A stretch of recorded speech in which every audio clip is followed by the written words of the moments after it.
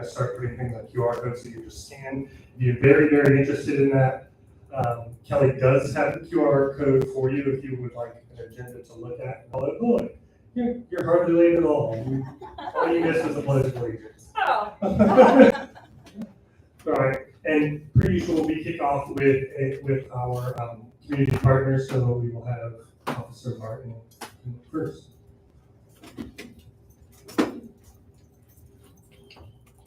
Hello. Okay. We were trying to figure out a better way for me to present stats to you guys instead of me just saying, oh, we have robberies or we have theft models. So have patience with me because I'm trying to figure out the best way to give you the information that you need.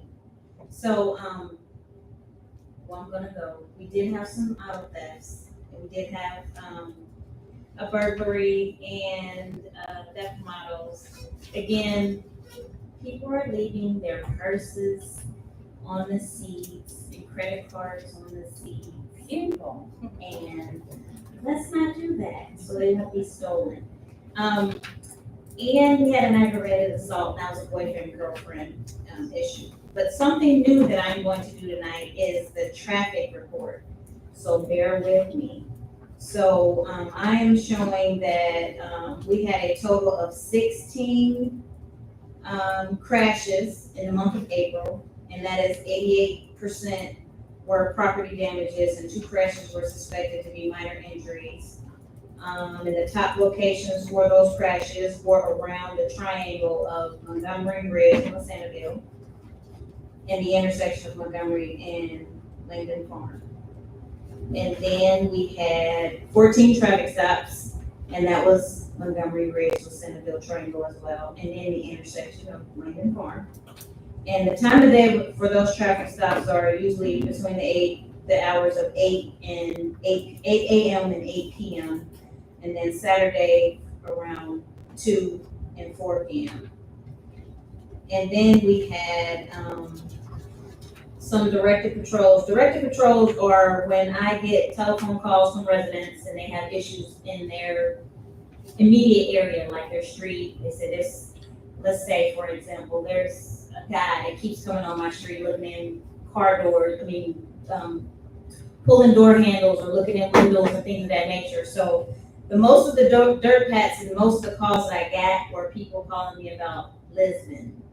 I don't know if you guys are familiar with Lisbon, but there are some group homes on Lisbon. And I've been actually in the area monitoring Lisbon, but I'm also aware that there is some issues on Maple Leaf. So I'm monitoring that as well. So if you are familiar, just be patient. It takes a little while before I can actually do some action. So I have to investigate first and then I'll do some action. But other than that, I don't have anything else. I'm trying to figure out a better way. So if you guys have a better way for me to present this information to you, I am open for suggestions. So you can either call me or email me. Does anybody have any questions for me?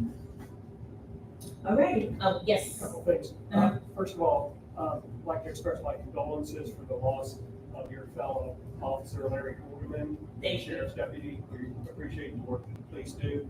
About a month or so ago, there was an accident where a minivan ended up crashing through the gate of the new apartment building down at Montgomery Road and Lester Road, and it ended up on a pile of building materials. And you were not at the next meeting, it was your sergeant. She didn't seem to know anything about what happened during that accident. It happened at night, approximately 9:30 at night. Do you recall? Well, let me just explain to you guys how it works. Different units handle different things. So if there's like a major issue, sometimes the information is relayed and sometimes it's not. So if you don't give me that information to investigate before the meeting, then I won't have any information for it if I wasn't the officer that responded out. So if you would like me to look into that, I can. Okay. But can you email me Yeah. that information? And then, I don't know whether you heard, I know, like you say, you work your shift and that you don't always know what was going on at the courthouse. Well, on April 4th, the grand jury did indict the driver who fled the police, on, I believe, the morning of April 1st and crashed the car into the wall at the firehouse. And it was a felony indictment, and they're looking at possibly, 9 months to 3 years in jail. Okay. For that. The other thing is, I've noticed a lot of frustration with drivers in Pleasant Ridge, and I attribute it to the traffic. And on May 2nd, I saw a couple of women drivers honking their horns at one another, raising the middle finger. So there's some frustration up there. Just be aware of that. Okay, thank you, I appreciate that information, but if you can, my card is there, so if you have some information for me to investigate, please send it to me. Thank you for bringing the traffic report. Sure, no problem, any way to help. That's great. Thank you so much. Thank you. No problem. For everybody who keeps slipping in a little bit later, if you have not signed in, please sign in. We do have a vote tonight, and if you don't sign in, we can't count your vote. So please sign in. It will not be rude of you to get up and sign in at any moment. I know that we don't have any fire department representation here, and I know that Ms. Jennifer from the library is not here. Has she asked you to share anything here? Okay, so Kendall, it makes it your turn, bud.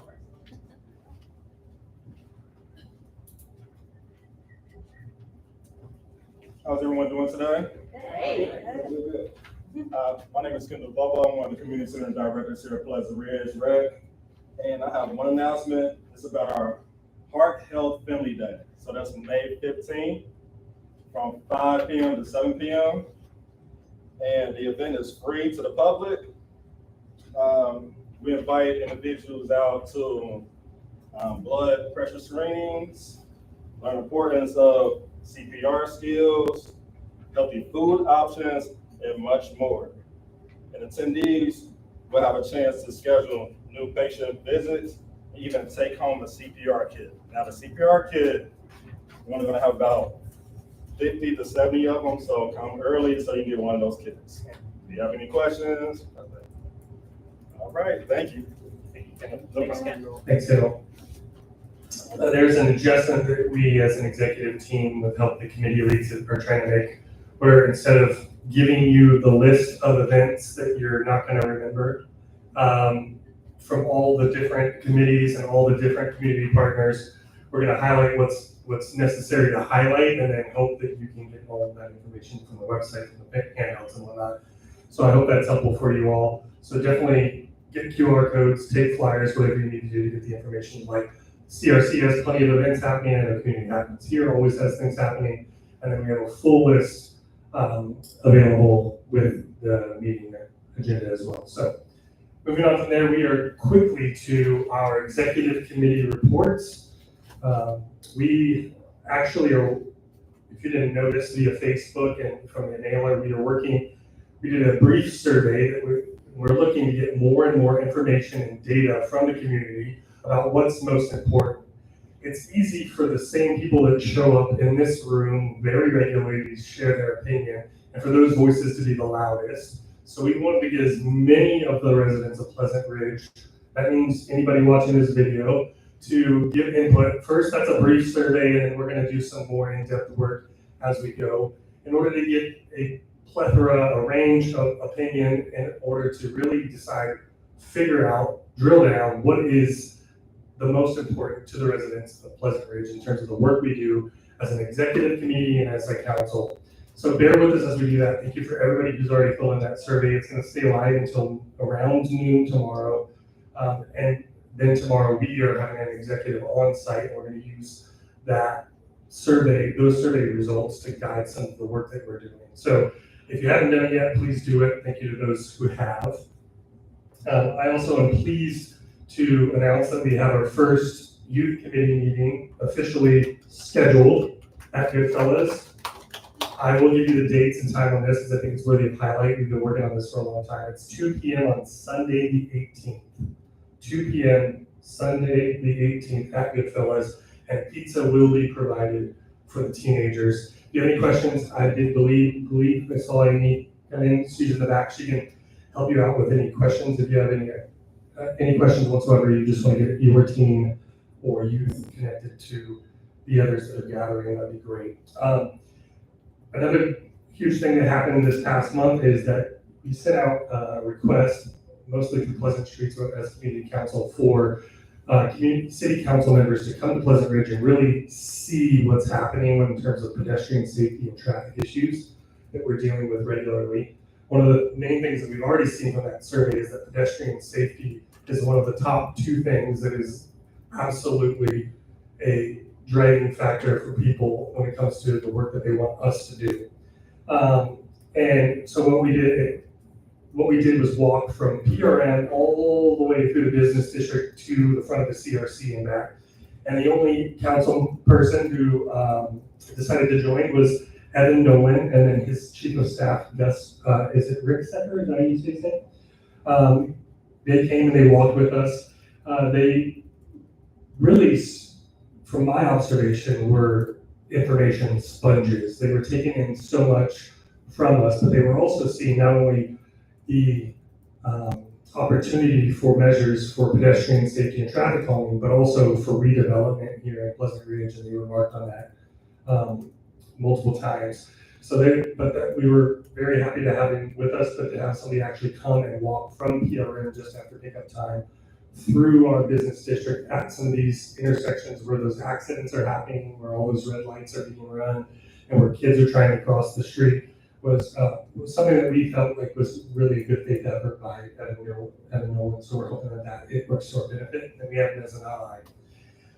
There's another thing I've been asked to bring by an individual. This person does not yet own the property, but they are working with the property owner to potentially purchase a piece of property off of Ridge Road, to which it's one building on about 25,000 square feet of land. And what he would like to do is essentially turn it into a mini subdivision where 5 or 6 houses total would be. And he would like to get a general feel for whether or not the community would approve of it. He's also open to going through the zoning board of appeals if townhomes, in order to put 8 instead of 5 or 6, doing townhomes would be an option, but it's actually zoned for single-family homes on at least 6,000 square feet per lot. And what he would need community approval for is for that subdivision, it would be multiple homes with one inlet. So it wouldn't be a public road, but it would be a single driveway. That's why it'd be called a subdivision. It'd be a single driveway off of Ridge into the property with multiple homes. So you would keep the existing building, add up to 5 more homes. He has expressed that he is not a fan of modern architecture, and so he would want to match the general look and feel of the homes in the neighborhood. From my understanding, he lives in the city, but is originally from Columbus. I know that he does own some other properties. So if you have any feedback on that or any concerns, email me directly. In general, he would eventually come and actually make a proposal for this approval, and we would actually do an official vote. But I wanted to get it out there because he wanted me to start to get some community feedback on the issue. Another important issue that we've seen a lot about on Facebook, less direct contact to us, but a lot of rumblings on Facebook. I will remind everyone, both online and in the room, Facebook is not the way to communicate to us. Email us directly, we beg you. I do check Facebook regularly only because I'm in the position that I'm in and I want to see what's happening and what people are talking about. And it was I think it was 3 or 4 weeks ago now, there was more complaints about what used to be Barcode and is now Duplex Coffee and Cocktails. I saw those complaints on Facebook. I emailed the owner, to which he responded, yes, that did happen last week and I've already cut the cord. And what he allowed is he allows free events for people at that venue. So what happened last week is he hosted a school senior class that had no funds for a party. He hosted them for a party, which I thought was an amazing thing to do. But 4 weeks before, he let a DJ come in and throw an event, and the DJ brought his own sound system, and it was quite loud until late in the night. And then people were outside smoking and doing all the other things that you do when you're hanging outside of a place that you've been drinking. So he gave me as soon as I contacted him, he gave me a list of the adjustments he's already made based on some things he's observed. He wants to be a partner with the community, and whenever there's actual issues, he wants to make adjustments. I haven't personally received nor have I seen anything on Facebook about noise complaints or anything. And the other thing he is doing, and I wanted to make sure this was publicly reported, is that he's adding a loss of security deposit. So he doesn't charge, but there is a security deposit. If private parties are hosted as a venue and the people congregate outside, they lose their security deposit. I think that's a good faith effort. So I know that barcode was a problem for a long time, but Chris Andrews is now working with us. So let's have a little bit of patience. I know that the people that live right next to it probably have a lot less patience than the rest of us do, but let's work with him a little bit. He is a small business owner trying to do something different and creative in the community. So let's just slow down a little bit. Let's work with him. And what we can do as a council is if he does not work with us and things continue to happen, we can continue to build a case to make a change. All right. Two more things that I want to highlight. One is volunteer opportunities.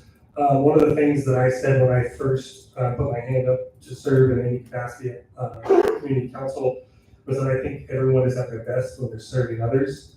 I know that we consistently have some Pleasant Ridge Parks events for whether it's cleanups or plantings or whatnot. We have in June an opportunity in our community with an organization called People Working Together Cooperatively. That is a very long name. What they do is they organize community events to serve senior citizens who need a little bit of help. And what they're going to do is replace some boards and do some refinishing of a deck of a senior citizen here in Pleasant Ridge on June 1st. We'll make sure that those details are on the website and in newsletters going forward. It's an open event. We do need somebody to be the captain of that event. I will be out of the country, and several other people that would normally be interested are not available. So if you were willing to be a captain of a social volunteer opportunity event like that, please reach out to us. You can contact me directly. And obviously check our calendar. The last thing is CRC here requested specifically if there's anybody who just loves to garden so much that they don't have enough garden at home, they need help with the landscaping here. Believe it or not, the only landscaping that gets paid for here is lawn mowing. So they mow the grass, everything else that the employees at this center have to do. So if you love to do those things, reach out. Also, and the last thing is we reached out to the Department of Planning and Engagement about a new community plan. I know that you've already heard that we're working on a business district plan for redevelopment. We've reached out to them asking about an entire community plan. Apparently, we did have an entire community plan that was never officially approved back in 2008. And our last business district plan was tacked on top of it, and that's how they made it official. We want a new plan because our community is very different than it was nearly 20 years ago. So we've reached out, we have not heard back, but we will continue to report back on that in the next year.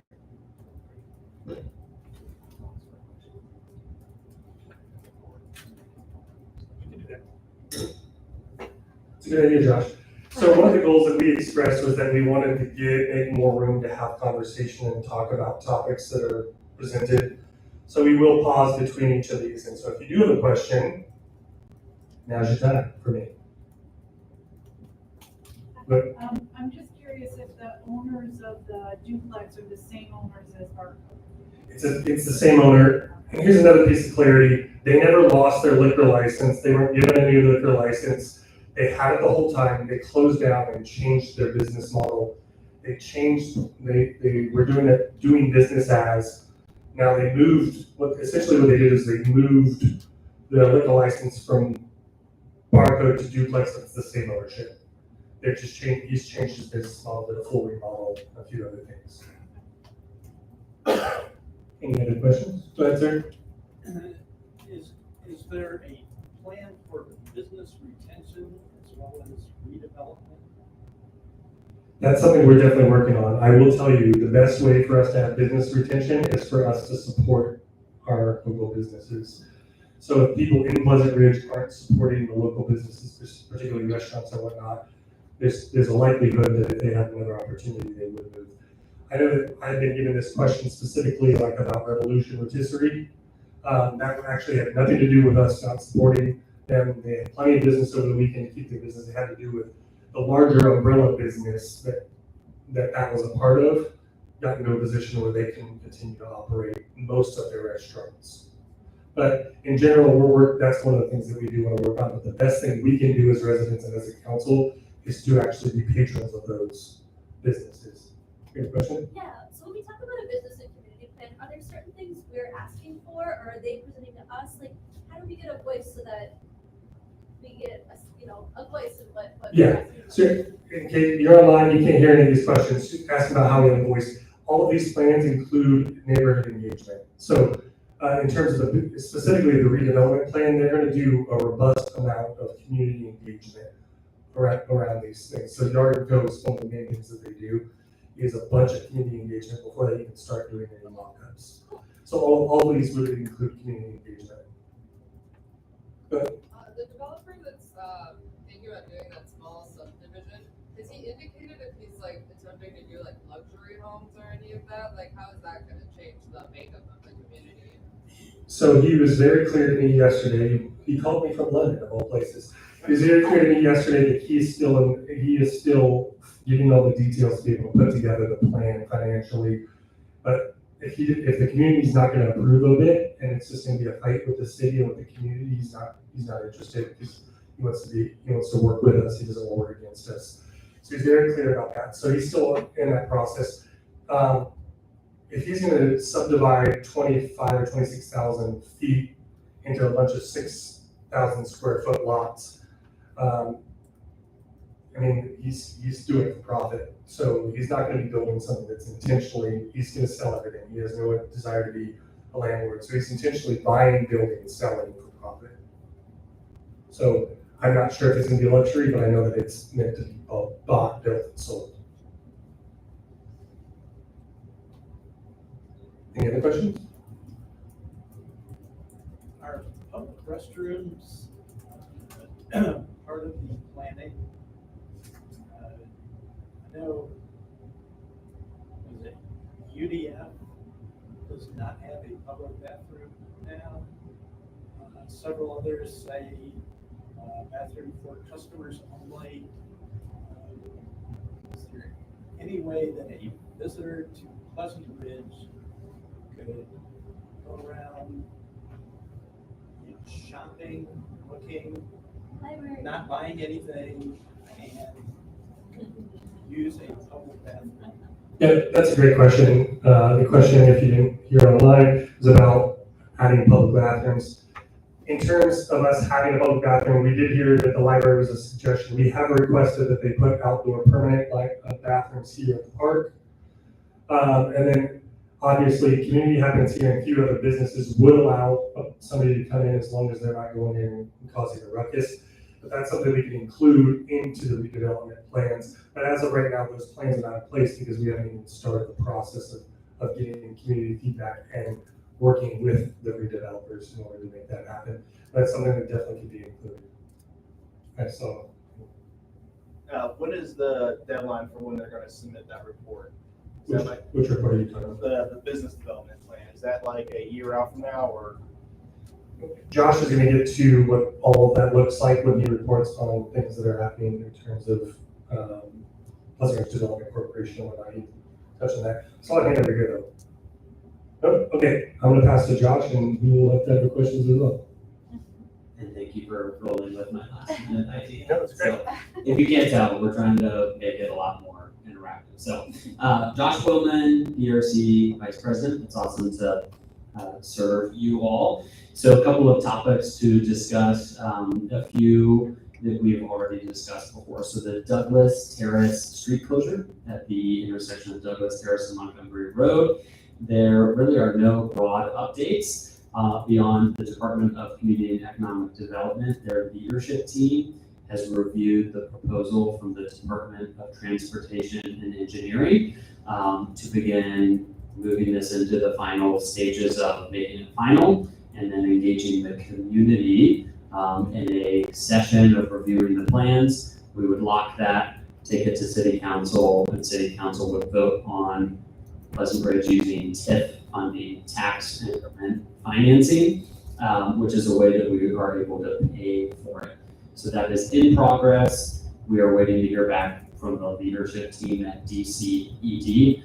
I have pushed them many times requesting an update. I know some of you might be frustrated. I am frustrated by some of the slowness, but letting you all know that they're reviewing it. So as soon as we have more firm updates on that, we will let you all know. Additionally, exciting news, we are getting a marketing intern from the University of Cincinnati. So someone that is super interested in community and development, and they are being paid by the University of Cincinnati to work for our neighborhood all of this summer, and if successful, future semesters.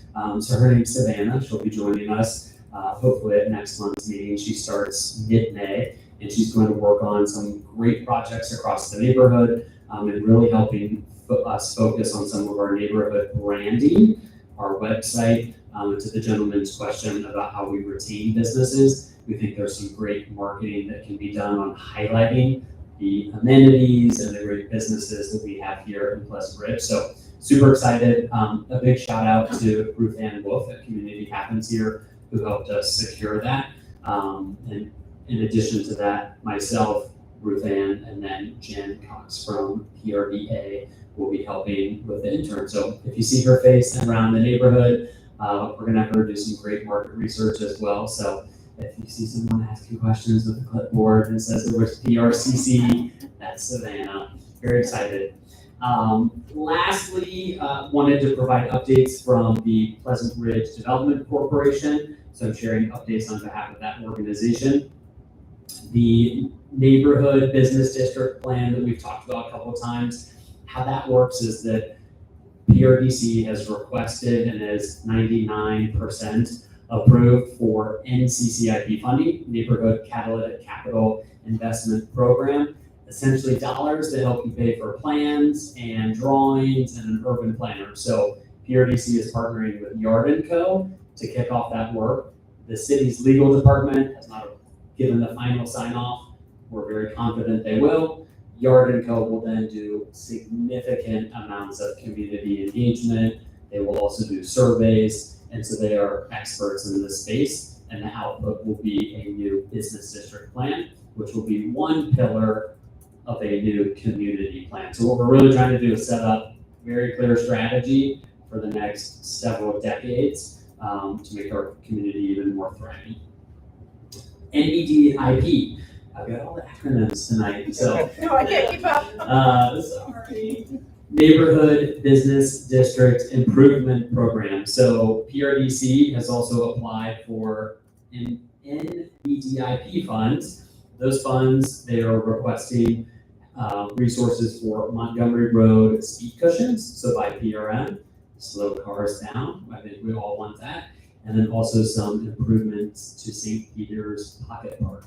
So the program is in the final stages of review and neighborhood assessment. So all the neighborhoods actually come together, assess all the other neighborhoods projects, and then ultimately vote. Expecting to hear back from that midsummer. Lastly, we have already heard a fair amount of feedback in the community survey about many of the vacant buildings and buildings that do not look good and are blighted. So we have an update on some demolition plans. So PRDC, in conjunction with several other organizations around the city, received funding from the state to demolish several buildings throughout the city. And so as it relates to Pleasant Ridge, I'll speak about those buildings. So Pleasant Ridge Development Corporation received full funding to demolish the Burger King, 6100 Montgomery Road, and also the movie theater. We are not moving forward on demolishing the movie theater, so there are no plans at this point in time. The first two properties though, and this is a use it or lose it. And so to help incentivize and drive development for buildings that are structurally obsolete, we believe it makes sense to go ahead, PRDC, to move forward and demolish the Burger King and then 6100 Montgomery Road, which is the corner building on Montgomery and Ridge. It's a tall 3+ story white building. The old jeweler. The old jeweler, yes. With the train in the window. So That is with the Zoning Board of Appeals, and that is being voted on or decided May 15th. It's in conjunction with several other projects throughout the city. We expect it to be approved. Those buildings would then come down in the summer. And then for the corner building, the old Jewelers, 6100 Montgomery, the interim plan is to plant grass and fill it in with dirt. And so that whole corner will be a nice green corner while PRDC partners with and starts kicking off development plans for that corner. The Burger King is also coming down. We will not be planting grass in the parking lot. I don't think that would work. And we are kicking off, or PRDC is kicking off conversations on development plans for that space. That was a lot. So I will pause, just like Jeff did, for any questions. Question, is there an owner of these buildings, or is it absentee owner, or? So Pleasant Ridge Development Corporation has purchased the Burger King and owns the Burger King. And then PRDC also owns the corner building with a private group of developers. So it's co-owned. Good question. Hi Josh, what is the plan for the Burger King lot? There currently is not a plan. So PRDC is using the funds to knock down the building, demolish it, which makes the property more attractive to a developer to come in, and they don't have to spend the money to demolish the building. So it's a clean. I mean, it's just gonna be pavement, I mean, it's gonna be knocked over and like. Correct, it'll just be pavement there.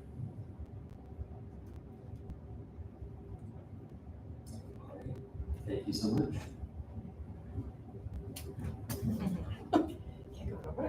Hello, I'm your very late secretary. Sorry about that. I got held up at work, and that means I did not bring her QR codes because they're still at home. But hope you all got that connected. Since a lot of people work here, wanted to highlight a few things going on. There's lots happening at the library this month. It's all on the calendar. One thing particularly is they have a class on navigating QR codes. So if you do not know how to work that QR code, you can learn later this month. They also have a summer reading kickoff on May 31st. And I also added at the bottom a list of places locally in our zip code that offer classes. Most of these are classes at cost, but they are for cost, but they are really great ways to learn something new and meet more neighbors. So I would highly encourage those. Jesse. All right, hi everyone, my name is Jessie Frank. I'm the treasurer for PRCC. Two things from me, the first one being very exciting news. If you've been with us over the past couple months, you've heard the word or acronym NSP way too many times, but to remind everybody, it's the Neighborhood Support Program. It's a grant fund throughout the city that community councils are able to tap into to get funding for the community. We apply for it every year, and 2025's round was $10,000 up for grabs. So if you've been here, we went through the process of selecting projects and submitted our proposal. And on the 15th last month, Ruth Ann and I went downtown and successfully defended our proposal. So we were able to get approved for the funding and walked out with $10,000. So as a reminder, to split up that $10,000, we applied for $6,000 towards beautification improvements, so think pots in the sidewalks, $3,000 for Ridge Day infrastructure items, and $1,000 for administrative costs for the storage unit to make up that $10,000. But we'll start reporting as those expenses go out, but $10,000 in the pot this year, so we're very excited. It's up from last year, a significant amount. And then additionally on that, if you were here, we talked very briefly on these neighborhood mini grants, which is a brand new thing coming out of Invest in Neighborhoods, where all this grant money is coming from for community councils. I don't have any new information on the mini grants. However, I did get the sense that we're going to start receiving information in July. This is new funding, never been handed out before, so it will be brand new funding for the community that we can apply for. Where I believe it's coming from is there's a big pot of money for this neighborhood support program, and only community councils can apply for it. So if you apply for it and don't get it, or if a community council just doesn't apply for it, there's extra money in the pot and they need it to be dispersed out. So they're starting this new mini grant to send things out. So we don't know how many, we don't know how much, but the final time to apply for NSP is June of this year. So I'm thinking in July, we'll start hearing about what this new money looks like and how to apply for it, because yes, we will be applying for as much as we can. If we have the opportunity, we're gonna go after it. So I'll let you know once I hear more about that. And then the second piece is something new that we're doing this year. So the Friends of French Park organization up in Amberley reached out to us and asked if we'd be willing to act as a fiscal sponsor for the group. So Friends of French Park applied for a $1,500 grant through the Cincinnati Parks Advisory Council for this year, and they did receive the grant, but the key is they are not a 501c3, and a 501c3 has to organize and manage the money. They can't just send it out to a group of people that aren't recognized. So they came to us and asked us if we would be willing to sponsor them. It's something new that we haven't done this year. It's only $1,500, and that's pretty low on the scale, so very manageable. So we collaborated with Kennedy Heights Community Council. They do fiscal sponsorships for 2 different groups. Juneteenth Cincinnati is a very large group that Kennedy Heights works with as a fiscal sponsor. So we sat down with them, made sure all the documentation and we have everything to do it properly and by the book. So we set our systems up, and we are going to be acting as a fiscal sponsor this year for the Friends of French Park, specifically for their October planting event in the park. So we'll know more about that closer to October, but something new this year we're doing because we want to try to help as many organizations around us as we can, and we know people use that park so much. We'd love to get more planting done there. So new thing for us, we're going to try out. We'll let you know how it goes, but we're excited to work with them this year and help sponsor them. Anybody have any questions? I have so many, but. Yeah, Chris, hi. I know that for certain fiscal sponsors, there's a percentage, like a fee that groups will charge of the money before they disperse. Is that something that you guys are? Yeah, we're not going to charge them anything. They get the full $1,500. We don't work that way. Love it. Yeah. I know what you were spending the NSP funds on.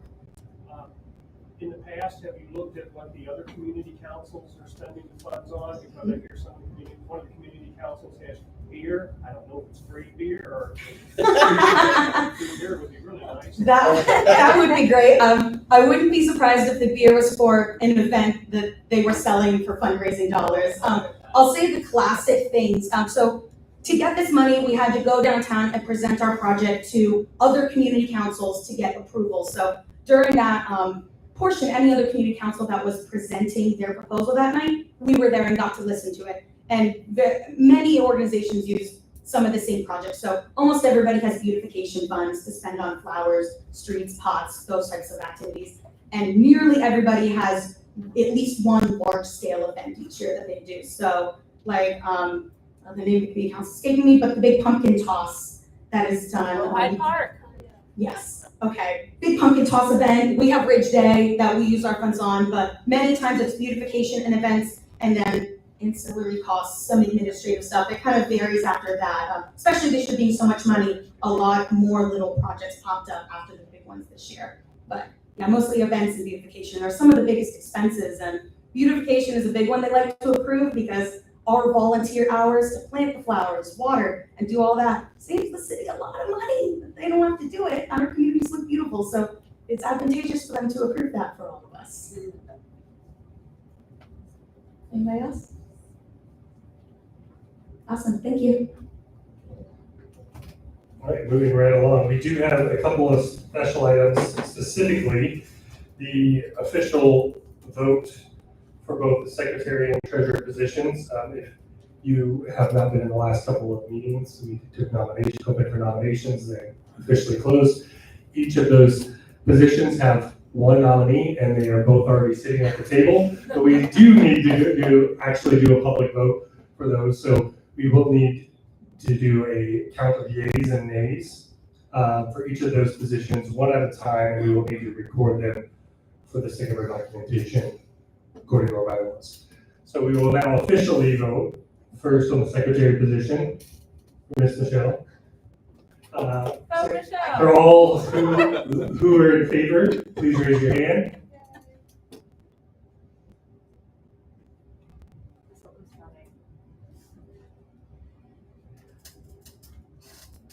I've never done this before. I can't say. You're Sorry. good. Well, hold on. You're good. I'm You're trying good. to not have the people who are running voting. 1, 2.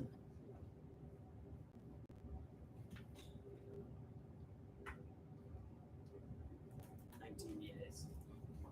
Do I vote? No. Oh, I don't vote. Thanks, I vote. You can vote for the other position. And any who disapprove? That's what I thought. Thank you. Yeah, I will, yeah. And all right, and now for the treasurer position that you are now officially secretary once more for 2 more years. As an aside, the way that our positions work are 2 years with a rollover. So secretary and treasurer are on the same cycle, and then VP and president are on the same cycle. So that's how it works. So we have 1 nominee for treasurer, and that's Ms. Jessie Frank. And I would like to see names of all who vote yea.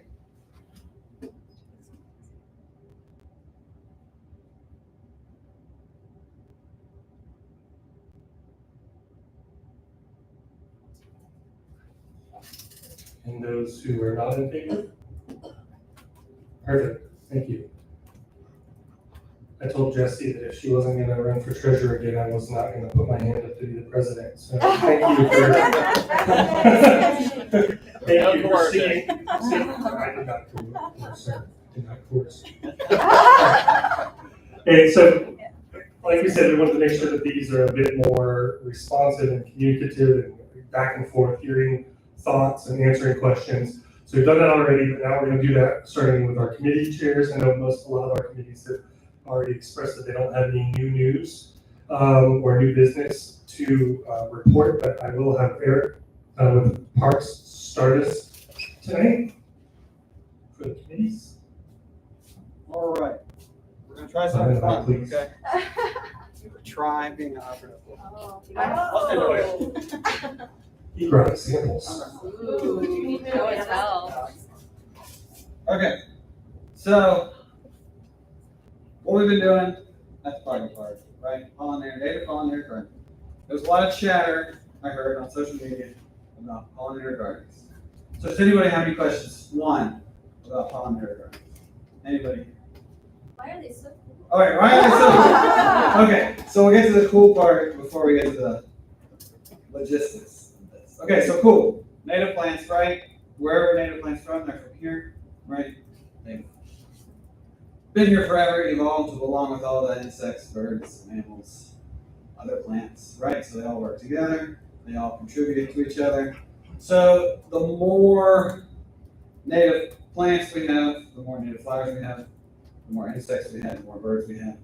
And then the more insects and more birds we have, the more plants we have, right? So it's like this big cycle where everybody contributes to everything. When you start introducing plants from outside of our area, no real animals are using these plants, right? So they can spread uncontrollably, like a lot of the volunteer work we do at the parks is to remove these invasive plants that aren't contributing anything to our local environment, right? So what I like to try to do is focus on native pollinators, right? Because anything with a flower almost is a pollinator, right? So invasive species are pollinators. All your yard weeds that you don't want are pollinators, right? Basically anything with a flower is a pollinator. So we look at all parts of the plant and whether they contribute. So like, we'll start with this. So this, okay, is a nasturtium. It's not native to here, right? It's an annual, right? It has pretty, already blooming, beautiful flowers. Contributes to the local insects. Hummingbirds will probably visit this maybe looking for nectar. It's edible for humans, so it's technically a food, right? You go to a fancy restaurant, this will be on your salad, this flower, you can eat it. It's a little peppery, it's pretty delicious. So I started this March 7th, okay, 2 months, right? This is what we get. This fast, it grows this fast, I mean, it did help a little. I started my days. Okay. So now we have a little native plant. When do you think I planted this? Just guess. Same time. No. January. No. November. Okay. So native plants, a lot of them need winter cycles. Some of them need more than one winter cycle before they'll activate and germinate. So this was planted outside last November. Okay. And this is all that's grown so far. Okay. So the patience part of native plants.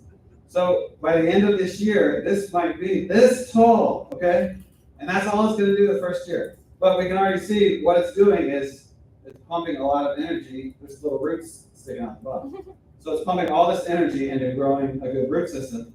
So when next year, it'll absorb all this energy this year, not do a lot. So then next year, when winter comes, what happens to this plant? It dies, right? And it'll only survive if we take the seeds ahead of time, store them inside, and then replant them. What happens next year with this guy? What happens? It gets much bigger, right? So then the year after that, it'll get even bigger, and it'll get even bigger, and then it might not bloom next year. It might take a couple years to bloom. What is it? So, okay, so we talked about, let's do that now. So, some of these plants take a long time to bloom. So that's why, like at the Pocket Park, we plant annuals, which this is, to supplement, to kind of hide the fact that all these little guys are growing, getting better, growing stronger and stronger. So, does anyone have any questions before we get into what they say? Okay, all right, so we talked about how all parts of a plant are important for a native pollinator garden, because the insects will not only use the flower, because they'll use any flower, they will also use the leaves, right? They'll eat the leaves, that's what we want. Right, so this is a funky milkweed, okay? It's green or spider milkweed, and what insect has to use milkweed? What part? What? Oh, The caterpillar, right? So milkweeds are super important for monarch caterpillars, not the butterfly, okay? Because the butterflies can get their nectar from any nectar-producing flower to get the energy, but the caterpillars that turn into the butterflies need the milkweed leaves. And Jamadi milkweed, okay? Because I brought up plenty you can eat, so I have to say, milkweed leaves toxic, okay? But it actually benefits the caterpillars because they evolved to eat it, and it makes them slightly toxic, so it makes them less palatable to birds. Okay. All right, so the other role of the pollinator gardens is you have blooms pretty much starting in early March, going all the way through October and November. So you want plants blooming that entire time to benefit any insects that are active. And then as the plants die, any birds that might want the seeds, I guess. So we also have to factor that in. So we're not just throwing annuals, which will bloom all summer long, right? One plant, but they don't really do anything. So we have to, because the native pollinators will only bloom for a short period of time, so you gotta like start early, like what's gonna bloom in March, and then it'll stop blooming in April, and what starts blooming in April, like that kind of thing. So it isn't easy gardening, right? But it is very important to our local environment. Does that make sense? Okay, so here's the pitch, right? So we've been doing this for a while at the Pocket Park last year. We're starting back up again this year now that it's warm enough. So May 31st, from 9:30 to 12, we're gonna have our first Pocket Park event. This is separate from the PRDC thing.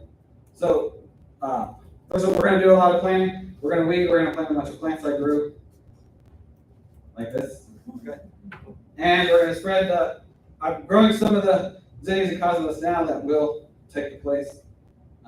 Will bloom all summer long, so it looks pretty while we wait for these guys to get ready. And then we'll also spread some seeds that were harvested last year from the zinnias and cosmos we grew last year. So we'll like replant the seeds of what we grew last year. Okay, so if you want to be help, it'll be in the newsletter. Just come out. And the other fun thing we're doing is we got permission or authorization, I don't know the word, from CRC to explore the possibility of putting another pollinator garden here, somewhere on the CRC. So this is gonna be a slow process, but we're gonna do it right, and we're gonna take a long time to like get this right spot picked out and everything. So if you want to help with that, that's gonna be fun because this is gonna be a whole like grant writing experience. And I think that's it. Oh, and I know like some people are like, I can't go pollinator garden because it's against the law. Do whatever you want, okay? Just like you're making a flower garden in your yard. Just put grass around it and it's a flower bed. It's not, right? Like nobody's gonna say anything. This is a flower bed. Okay. I mean, if anybody says anything anyway, you can get like 1 million people to come say this is not a weed patch. So. Just make it look decent. Yeah, make it look nice. Yeah. Any other questions? Could the empty, I guess, tree lawns, like the trees that are on the sidewalk that have empty beds Right. also, Yes. is there a no maintenance way, because they're not being maintained now, to plant? Stuff, like the ones that don't have trees? That have trees, but just dirt. Oh, it's just dirt, like instead of mulching? Some of those have so little space that, yes. I mean, but one of the plants that would be great there is, we do have a native cactus, would be our native prickly pear cactus, but who wants to walk down the street with cactus growing like right outside?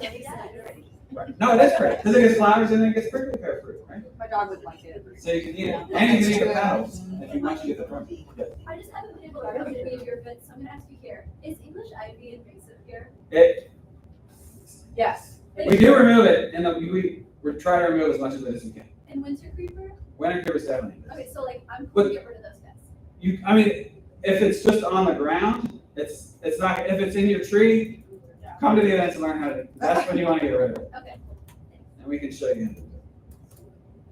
Does anybody else, any more questions? You got questions? All right, does anybody want this plant? That's not this table. Should I hand up first? All right, Yeah. is this just show, oh, hey, this is an assertion that I said? Yeah. Assertion, okay, so just to prove that you can't do this.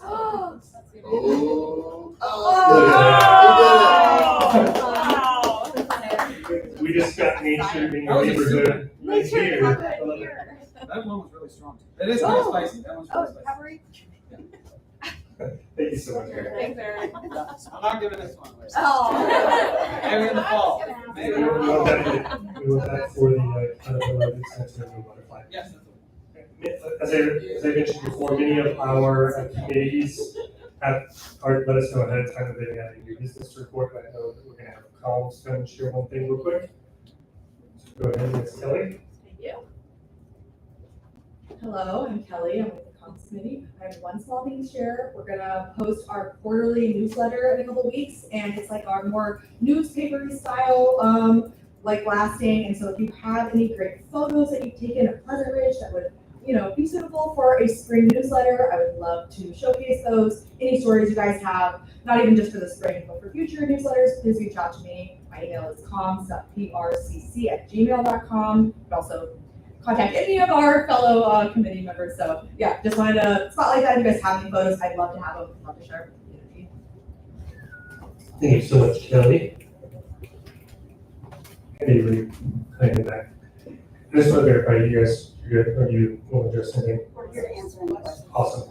So Pleasant Streets doesn't have any new business outside of what I shared earlier about Councilman Evan Nolan and some other things that we're still waiting answers on mostly. They also have a newsletter that's about to come out specifically from Pleasant Streets about all that's been happening with them, and that's going to come out in the email. And so you'll have all of that information, but if you do have any questions, we are open to questions about that. That covers all the committees that are going to be sharing tonight, so if you have any other questions about Ridge, oh yeah, you had Ridge Day. Sorry, I was part of this here, I'm sorry about that. Ridge Day. Normally Barb Stein, who is our committee chair for Ridge Day, would come in and present, but she's out of town, so as the treasurer, I'm very heavily involved in Ridge Day, so I wanted to just take a different spin on giving you guys updates and let you know about this wonderful event that's happening first Saturday in August every year on the 2nd this year. So Ridge Day, biggest community event that PRCC puts on, that has food, vendors, you get to know about local organizations, there's entertainment, there's fans, everything you would want. So with this being the biggest event of our year, I wanted to highlight just a couple things that we have going on. So for this event, it's also our biggest fundraiser of the year. So part of the ways that we make revenue on this event are through sponsorships with local businesses and on-site ticket sales. Those are the two biggest ways. So right now on the front end is of course sponsorships. We've gone around to all the local businesses, point somewhere, we've talked with them to see who wants to come on and partner with us for this event. So to date, we have 18 local businesses on to be sponsors.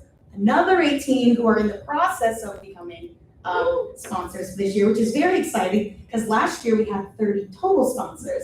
So we are tracking ahead and we have even more people that we've talked to and are working on following up with. So we're hoping to have a really big group of local sponsors this year. We're very excited about that.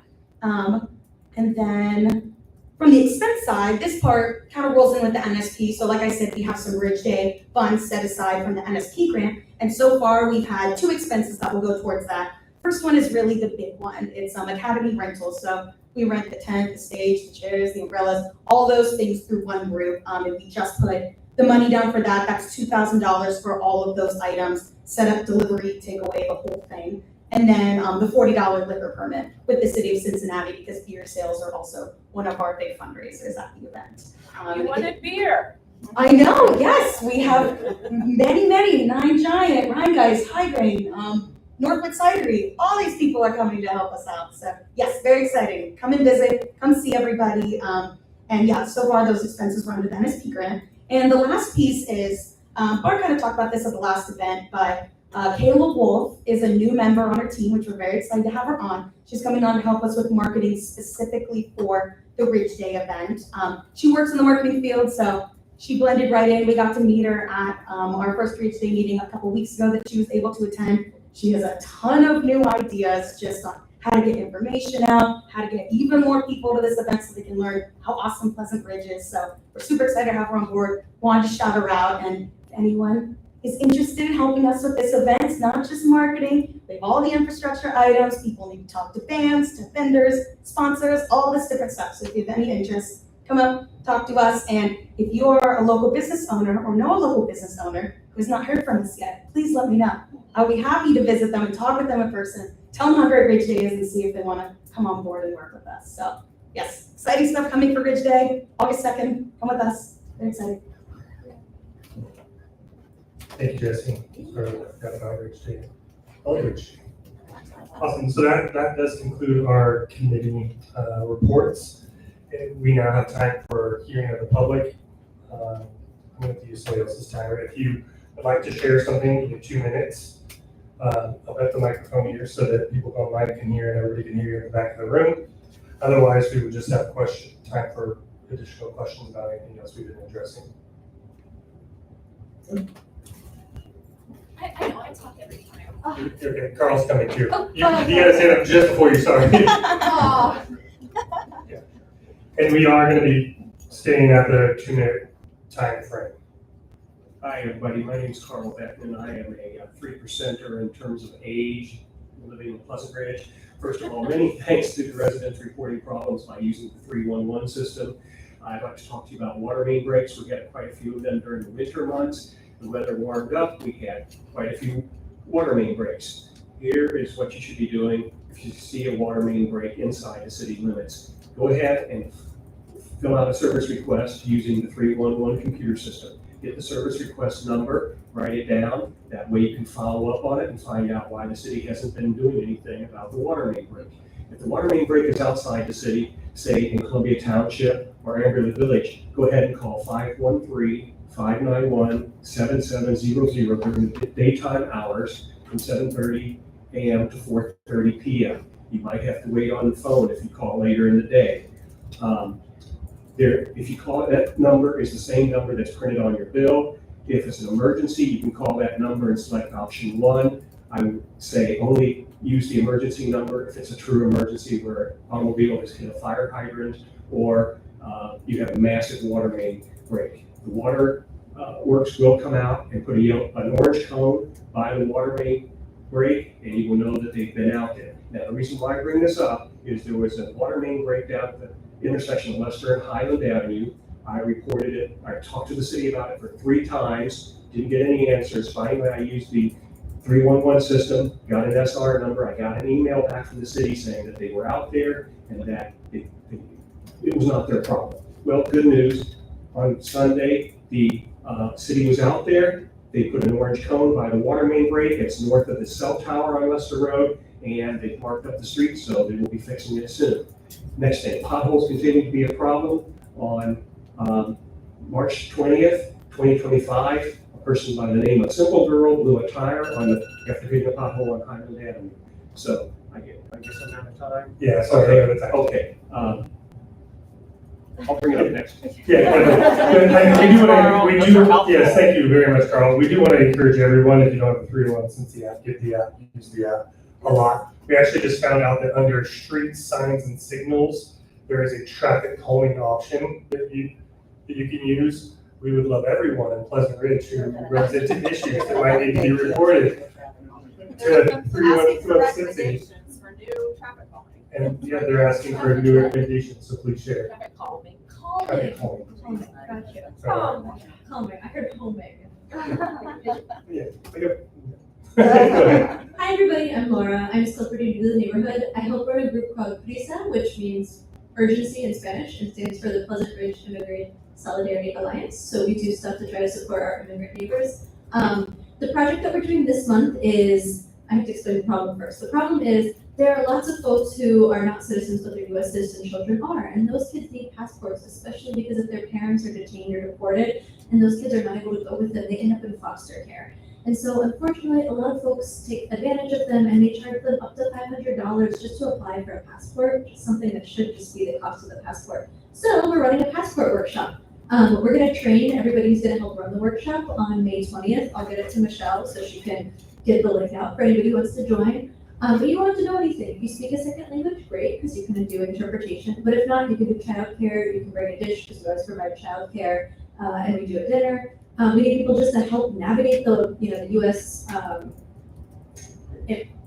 can't think of the government agency, but the government website. These kind of things that many of us take for granted that it's easy to navigate. It's not necessarily easy if English is not your first language or if you haven't done it before. And so if it's something you're interested in, it's a really easy, concrete way to help our neighbors who are non-citizens. It's a 2-day commitment. It's 2 hours to be trained, and then however long we decide to do our actual thing. So easy way to do something. Thank you. Is there anybody else who would like to share something? All right, do we have any other questions or concerns that would like to be raised or discussed? All right, so the last thing we have that we need to do is to approve of last month's minutes. That may need to be done by. I should just do people. that made by me. Yes. That was supposed to be in my report, but I forgot. Would anyone like to approve last month's minutes? Excellent. First, did anybody second that? Yeah, got it. How about to adjourn the meeting? Look at me taking over. Oh. Do we have 2 people to adjourn the meeting? Yeah. Excellent. Meeting adjourned. We'll see you the first week of June, hopefully, and remember, we take the month of July off. Yep. So, looking forward to that. Thank you. Because we're going. Yes. Oh, yeah, we just